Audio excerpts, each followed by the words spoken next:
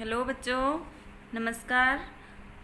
संस्कृत में हम 2 अध्याय पढ़ चुके हैं। आज हमारा है तृतीय पाठ है, तीसरा पाठ, जिसका नाम है डीजी भारतम। डीजी भारतम मतलब डिजिटल इंडिया। तो इस पाठ में डिजिटल इंडिया के बारे में बताया गया है कि क्या क्या लोगों को सुविधाएं मिल रही हैं, कैसे आधुनिक जो काम करने के तरीके हैं वो कैसे किए जाते हैं, उनके बारे में। प्रस्तुत पाठ डिजिटल इंडिया के मूल भाव को लेकर लिखा गया निबंधात्मक पाठ है। इसमें वैज्ञानिक प्रगति के उन आयामों को छुआ गया है जिनमें हम एक क्लिक द्वारा बहुत कुछ कर सकते हैं। जैसे अब लॉकडाउन चल रहा है, कोरोना वायरस की वजह से हम ज़्यादातर फ़ोन में ही पढ़ रहे हैं सभी। आज इंटरनेट ने हमारे जीवन को कितना सरल बना दिया है।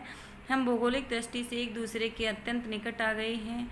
इसके द्वारा जीवन की प्रत्येक क्रियाकलाप सुविधाजनक हो गई हैं। ऐसे ही भावों को यहाँ सरल संस्कृत में व्यक्त किया गया है। तो पाठ शुरू होता है। अद्य संपूर्ण विश्वे डिजिटल इंडिया इत्यस्य चर्चा सूर्यते। आज संपूर्ण देश में डिजिटल इंडिया इस शब्द की चर्चा सुनी जाती है। सूर्यते शुरू धातु, अस्य पदस्य क है भाव, इस शब्द का क्या भाव है। इति मनसी जिज्ञासा उत्पद्यते, यह मन में जानने की इच्छा उत्पन्न होती है कि ये डिजिटल इंडिया क्या है। काल परिवर्तनेन सह मानवस्य आवश्यकता अपि परिवर्तते, समय के बदलने के साथ ही मनुष्य की आवश्यकताएं भी बदल जाती हैं। प्राचीन काले ज्ञानस्य आदान प्रदानम मौखिकम आसीत्, प्राचीन समय में ज्ञान का आदान प्रदान मौखिक था। विद्या च श्रुति परंपरा गृहाते सम, और विद्या सुनकर ग्रहण की जाती थी। अनंतर तालपत्रोपरि भोजपत्रोपरि च लेखन कार्यम आरब्ध, और बाद में ताल के पत्तों पर और भोज के पत्तों पर लिखने का कार्य शुरू किया गया।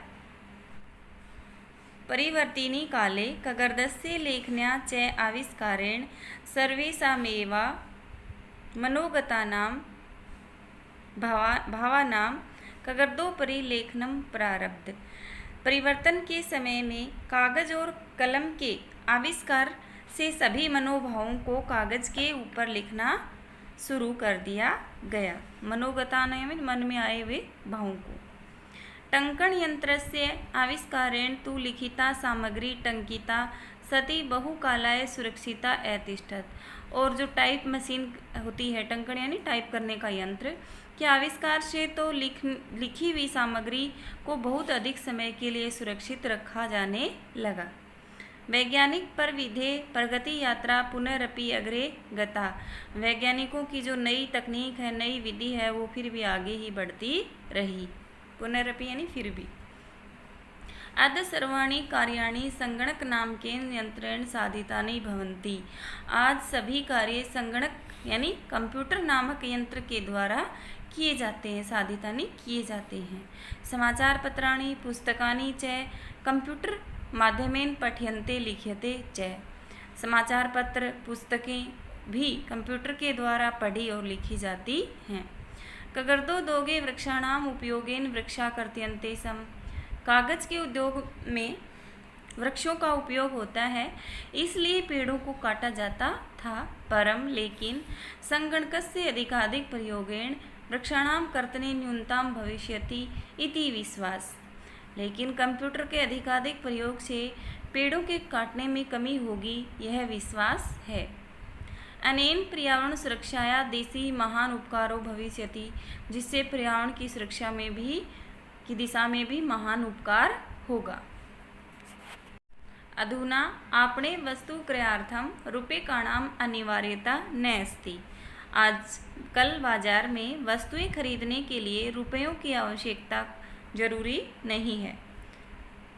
उसके साथ हम क्या यूज में लेते हैं, आगे दे रखा है। डेबिट कार्ड क्रेडिट कार्ड इत्यादि सर्वत्र रूप्यकाणाम स्थानम गृहीतवन्तौ, उसके स्थान पर हम डेबिट कार्ड और क्रेडिट कार्ड आदि सब जगह रुपयों के स्थान पर आजकल ग्रहण किए जाते हैं, लिए जाते हैं। वित्त कोशस्य मतलब बैंक च अपि सर्वाणि कार्याणि संगणक यंत्रेण संपादन्ते, बैंकों में भी सभी कार्य कंप्यूटर के द्वारा किए जाते हैं। बहुविद्या अनुप्रयोगः मुद्राहीनाय विनिमयाय सहायका सन्ति। अनेक प्रकार के अनुप्रयोगों में भी ऐप में मुद्रा से रहित लेन देन में ये सहायक है। मुद्रा से रहित मतलब बिना पैसे के, कैशलेस ट्रांसैक्शन दे रखा है ये। कुत्रापि यात्रा करणीया भवेत्, रेलयान यात्रापत्रस्य वायुयान यात्रापत्रस्य अनिवार्यता अत्र न अस्ति। कुत्रापि यानी कहीं भी, आज कहीं भी यात्रा करनी हो, रेल की टिकट, हवाई जहाज़ की टिकट की अनिवार्यता नहीं है। सभी टिकट हमारे मोबाइल फ़ोन में सर्वाणि पत्राणि अस्माकं चल दूरभाष यंत्रे मतलब मोबाइल फ़ोन ईमेल इति स्थाने सुरक्षितानि भवन्ति, यानी संदृश्य वयं सौकर्येण यात्राया आनंदम गृहीतम। तो आज जो हमें टिकट बुक कराते हैं उनकी अनिवार्यता नहीं है। वो जो सभी टिकटें हैं हमारे मोबाइल फ़ोन में या फिर ईमेल नामक स्थान पर सुरक्षित होते हैं, जिनको दिखलाकर हम आसानी से यात्रा का आनंद लेते हैं। चिकित्सालय अपि उपचारार्थम रूप्यकाणाम आवश्यकता अद न अनुभूयते। चिकित्सालय यानी जो अस्पताल हैं उनमें भी उपचार के लिए रुपयों की आवश्यकता का आज अनुभव नहीं होता। उपचार यानी इलाज के लिए। सर्वत्र कार्ड माध्यमेन ई बैंक माध्यमेन शुल्कम प्रदातुं शक्यते। सभी जगह कार्ड के माध्यम से, ई बैंक के माध्यम से फीस प्रदान कर सकते हैं। शुल्कम यानी फीस। तद दिनम न नाति दूरम यदा वयम हस्ते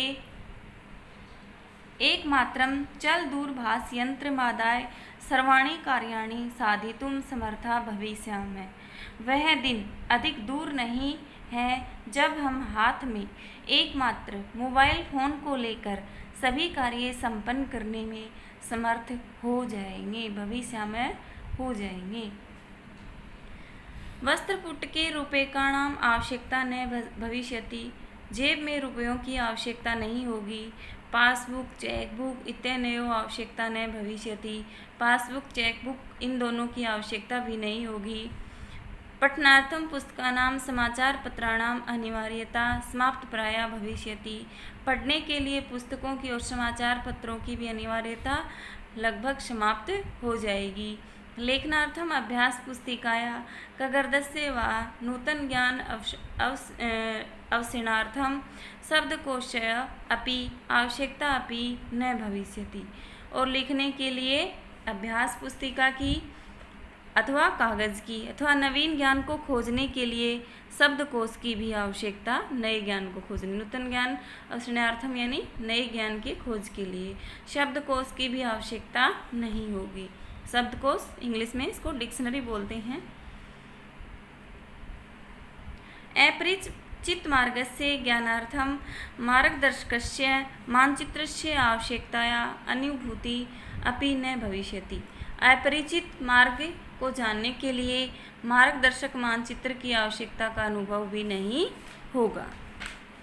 एतत् सर्वम् एकमेव यंत्रेण कर्तुं शक्यते। यह सब एक ही यंत्र के द्वारा कर सकते हैं। किसके द्वारा? मोबाइल फ़ोन के द्वारा।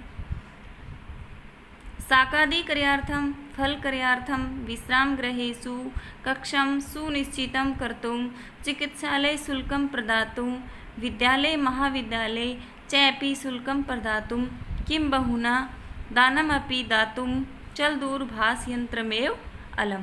इसमें सारी चीज़ें एक साथ देती हैं। साकम यानी सब्जियां खरीदने के लिए, फल खरीदने के लिए, विश्राम गृहों में कैमरा जो अपना कक्ष सुनिश्चित करते हैं, कक्ष सुनिश्चित करने के लिए, अस्पताल में फ़ीस देने के लिए, विद्यालय और महाविद्यालय में फ़ीस देने के लिए, और इससे अधिक क्या दान देने के लिए भी मोबाइल फ़ोन ही पर्याप्त हैं।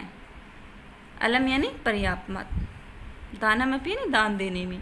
डीजी भारतम इति अस्या दिशि वयम भारतीया द्रुतगत्या अग्रे सरामः। डिजिटल भारत इस दिशा में हम भारतीय तीव्र गति से आगे बढ़ रहे हैं। द्रुत गति यानी तीव्र गति से, अग्रे सरामः यानी आगे बढ़ रहे हैं। तो इसी के साथ ही हमारा जो तृतीय पाठ है उसका अनुवाद ये पूरा हो गया है। अगले वीडियो में हम इस पाठ के अभ्यास पढ़ेंगे। तब तक के लिए धन्यवाद। सभी बच्चों को धन्यवाद। जय हिंद, जय भारत।